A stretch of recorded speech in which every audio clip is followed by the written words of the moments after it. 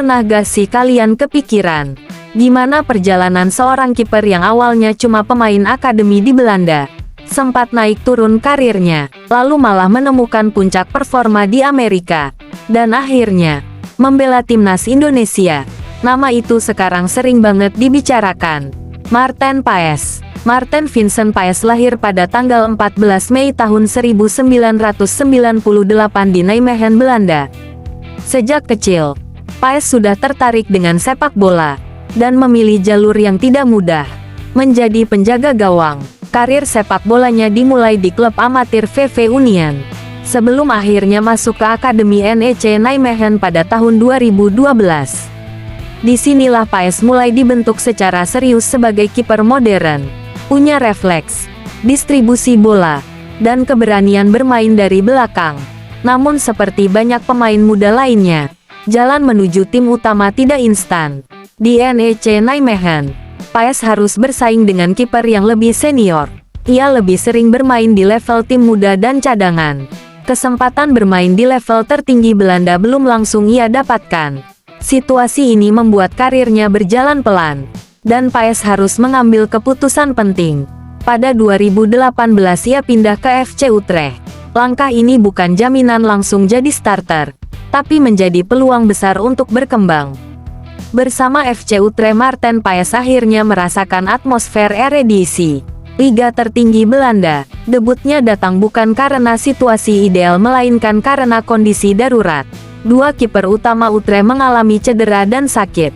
Paes pun dipercaya turun. Dari sini kariernya mulai terlihat tapi belum stabil. Di beberapa musim Paes sempat menjadi kiper utama, namun di musim lain ia kembali tergeser ke bangku cadangan. Belum lagi cedera yang sempat membuatnya absen dan mengganggu ritme permainannya. Ini fase yang berat karena sebagai kiper, sekali kehilangan kepercayaan sulit untuk kembali. Tahun 2022 menjadi titik balik besar. Maarten Paes memutuskan pindah keluar Eropa, dan menerima tawaran FC Dallas di Major League Soccer Amerika Serikat. Awalnya hanya status pinjaman, tapi disinilah segalanya berubah.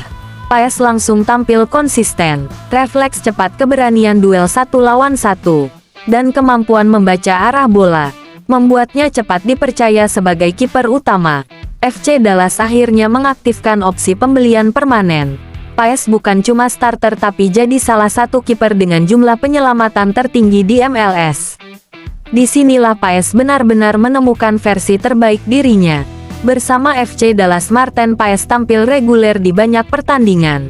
Ia mencatatkan banyak clean sheet, bahkan beberapa kali melakukan penyelamatan krusial yang menyelamatkan timnya dari kekalahan.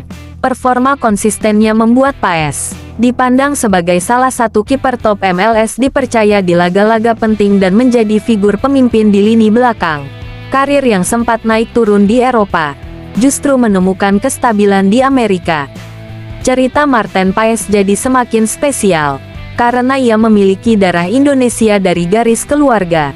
Pada 2024 Paes resmi menjadi warga negara Indonesia dan dipanggil memperkuat timnas Indonesia di ajang internasional.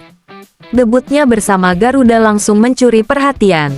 Postur ideal, ketenangan di bawah mistar, dan pengalaman internasional membuatnya cepat dipercaya sebagai kiper utama. Bagi Paes, ini bukan sekadar karir tapi juga kebanggaan identitas.